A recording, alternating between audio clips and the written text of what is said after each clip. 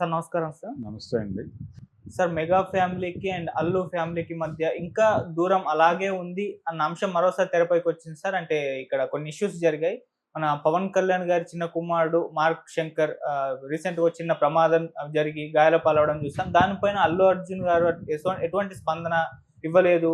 పరామర్శించడం లేదు కూడా అని చెప్పేసి పవన్ కళ్యాణ్ గారి అభిమానులు ఆయన్ని విమర్శించే విధంగా పోస్టులు పెట్టేశారు. అటువైపేమో అల్లు అర్జున్ గారి అభిమానులు మరి అల్లు అర్జున్ అరెస్ట్ అయినప్పుడు పవన్ కళ్యాణ్ గారు వచ్చి పరామర్శించారని వాళ్ళు, కనీసం బర్త్‌డేకి కూడా మెగా ఫ్యామిలీ నుంచి ఒక్కళ్ళు కూడా బర్త్‌డే విషెస్ తెలియజేయలేదని మళ్ళీ అల్లు అర్జున్ గారి అభిమానులు, మరి రామ్ చరణ్ గారి బర్త్‌డేకి నువ్వేమన్నా విషెస్ తెలియజేసావని ఇటు వీళ్ళ అభిమానులు, ఆ విధంగా ఫైటింగ్ అయితే జరుగుతుంది. సో ఏదేమైనా వీళ్ళ ఫ్యామిలీల మధ్య ఇంకా గ్యాప్ అలాగే ఉందని చర్చించుకోవడం చూస్తున్నాం. మరి ఏం జరుగుతుంది? దీని గురించి మీరేం చెప్తారు సార్? అంటే ఒకటి దీనిలో విషయం ఏంటంటే ఇది ఫ్యాన్ వార్ అంతే. హ్మ్. ఫ్యాన్ వార్‌కి మించినటువంటి ప్రాధాన్యత ఇవ్వాల్సినటువంటి అవసరం లేదు వీటికి. ఓకే. ఎందుకు అవసరం లేదు అంటున్నానంటే, వాళ్ళ మధ్య ఉండాల్సినటువంటి రిలేషన్స్ ఉన్నాయి. వాళ్ళ మధ్య ఉండాల్సినటువంటి అంటే చాలా క్లియర్‌గా వాళ్ళు ఎవరి వ్యాపారాలు వాళ్ళవి, ఎవరి పద్ధతులు వారివి అన్నట్టుగానే ఉన్నారు. ఒకప్పుడు అల్లు అరవింద్, చిరంజీవి, కృష్ణార్జునులు. ఇప్పుడు కాదు. ఇప్పుడు ఆయన కెరియర్ ఆయన చూసుకుంటున్నాడు. ఆయన కెరియర్ డిజైనింగ్‌లో అరవింద్ గారి రోల్ ఇప్పుడు లేదు. ఒకప్పుడు ఉండింది. అది ఆయనే చెప్పుకున్నాడు. అంటే అరవింద్ ద్వారా చిరంజీవి లబ్ధి పొందాడు. చిరంజీవి ద్వారా అరవింద్ కూడా డెఫినెట్‌గా లబ్ధి పొందాడు. అల్లు అరవింద్ అగ్ర నిర్మాత అవటం వెనకాల చిరంజీవి కష్టం ఉంది. దాన్ని ఐడెంటిఫై చేయకపోతే తప్పు. అలాగే చిరంజీవి మెగాస్టార్ అవడం వెనకాల అరవింద్ కష్టం కూడా ఉంది. అరవింద్ బ్రెయిన్ ఉంది. దాన్ని గౌరవించి తీరాలి. అది తక్కువ చూడాల్సిన అవసరం లేదు. ఓకే. అలాగని ఆ పరిస్థితులు ఎప్పుడూ అలాగే ఉండవు. ఇప్పుడు ఇద్దరు వేరు వేరు రంగాల్లో ఉన్నారు. ఎవరి మార్గాల్లో వాళ్ళు ఉన్నారు. పైగా ఏజ్ వచ్చేసింది వాళ్ళకి. అందుకని ఒక రకంగా వాళ్ళిద్దరూ కూడా రిటైర్మెంట్ తర్వాత లైఫ్నే చూస్తున్నారు. ఇప్పుడు ఎంటర్టైన్ చేస్తున్నారు. వాళ్ళని వివాదాల్లో లాగటం తప్పు. తర్వాత వచ్చిన జనరేషన్లో రామ్ చరణ్ అలాగే బన్నీ వీళ్ళిద్దరూ ఒకే ఏరియాలో ఉన్నారు. వాళ్ళిద్దరూ నటనా రంగంలో ఉన్నారు కాబట్టి వాళ్ళిద్దరి మధ్య స్పర్ధ ఉంటుంది. వృత్తిపరమైన స్పర్ధ అనివార్యంగా ఉంటుంది. ఆ స్పర్ధ ఉంది. వాళ్ళిద్దరూ ఒకటే సూపర్ స్టార్ పొజిషన్ కోసం యుద్ధం చేస్తున్నారు. సూపర్ స్టార్ అనేది అనడం ఇష్టం లేకపోతే మెగాస్టార్ అందాం. మెగాస్టార్ అనేది కూడా ఇప్పుడు సబబా, ఇప్పుడు ఇంకేదైనా ట్రిగా స్టార్ అనో ఇంకోటి ఏదో అనాలి. ఒకవేళ అలాంటి స్టార్ దీనికోసం గుర్తింపు కోసం ఇద్దరు యుద్ధం చేస్తున్నారు. ఆ యుద్ధంలో ఒక దశలో అల్లు అర్జున్ గెలిచాడు. మళ్ళీ దాన్ని సమం చేయటానికి రామ్ చరణ్ తన కృషి తను చేశాడు. మళ్ళీ ఇప్పుడు తను లీడ్కి వచ్చాడు. ఇది వాళ్ళిద్దరి మధ్య నడుస్తోంది. ఒక సీరియస్ కాన్ఫ్లిక్టే. ఇది అభిమానుల్లో కూడా రిఫ్లెక్ట్ అవుతుంది. అందుకని ఫ్యాన్ వార్ ఇది. ఇందులో ఏ విషయాన్నైనా లాక్కురావచ్చు. ఇప్పుడు పవన్ కళ్యాణ్ విషయంలో ట్వీట్ చేయలేదు అని వాళ్ళు అనటానికి, అలాగే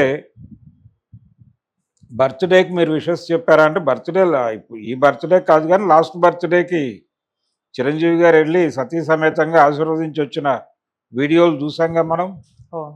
నిజానికి ఆయన అరెస్టు సంజయ్ థియేటర్ ఇన్సిడెంట్లు జరిగినప్పుడు కూడా బన్నీని అరెస్ట్ చేసిన very first day Chiranjeevi, Nagababu ఇద్దరు అరవింద్ గారి ఇంటికి వెళ్ళి వాళ్ళ ఇంట్లో లేకపోయినా ఇంట్లో ఉన్నటువంటి వాళ్ళకి భరోసా, ధైర్యం చెప్పి వచ్చారు.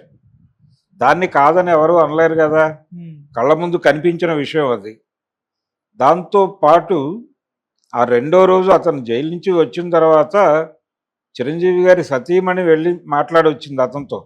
ఆయన వెళ్ళలేదు. ఎందుకు వెళ్ళలేదు అనడానికి కూడా రీజన్ ఉంది, ప్రాపర్ రీజన్. పవన్ కళ్యాణ్ ఎందుకు వెళ్ళి పరామర్శించలేదు అనడానికి కూడా ఒక రీజన్ ఉంది. ఎందుకంటే అక్కడ ఎవరు కూడా ఈవెన్ సినిమా ఇండస్ట్రీ నుంచి వెళ్ళి పరామర్శించిన వాళ్ళు ఎవరు వచ్చి మాట్లాడారు మీడియా ముందు? అందరూ ఆ మైకులు తోసుకుని బయటకు వచ్చేసిన వాళ్ళు, నోరు విప్పిన వాళ్ళు ఒక్కళ్ళు ఉన్నారా? లేరు కదా. ఎందుకు లేరు? ఎందుకు మాట్లాడటానికి ఉత్సాహం చూపించలేదు అంటే అక్కడున్న ఇష్యూ అది. ఆ ఇష్యూని భుజాన వేసుకునే పరిస్థితి కాదు. అందుకని అతనికి సానుభూతి చెప్పి నీతో మేము ఉన్నామని చెప్పి వచ్చేశారు. అదే పని ఆ ముందు రోజే వెళ్ళి చిరంజీవి చేశాడు.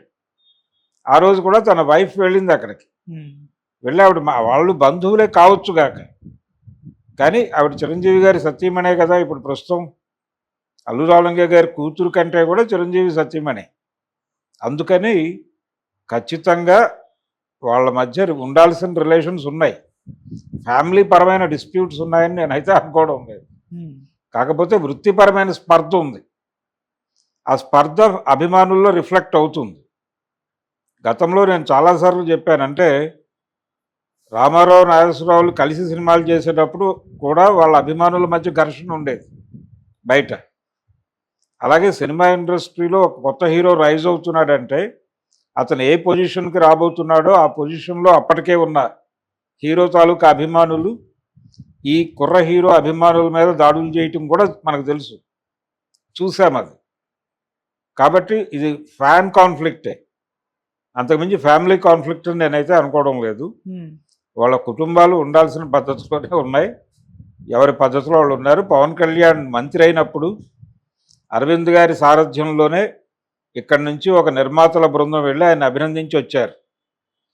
లోపలికి తీసుకెళ్ళింది, బయటకు వచ్చిన తర్వాత మీడియాతో లోపల ఏం జరిగిందో చెప్పింది కూడా అరవింద్ గారే. అందుకని వాళ్ళకు ఉండాల్సిన రిలేషన్స్ ఉన్నాయి. ఆ పవన్ కళ్యాణ్ ఇంట్రడ్యూస్ చేసింది కూడా అరవింద్ గారే ప్రొడ్యూసర్గా. అలాగే రామ్ చరణ్తో ఒక పాన్ ఇండియా లెవెల్ ప్రాజెక్ట్ చేసింది కూడా ఆయనే. మగధీర సినిమా గీతా ఆర్ట్స్లో రూపొందింది.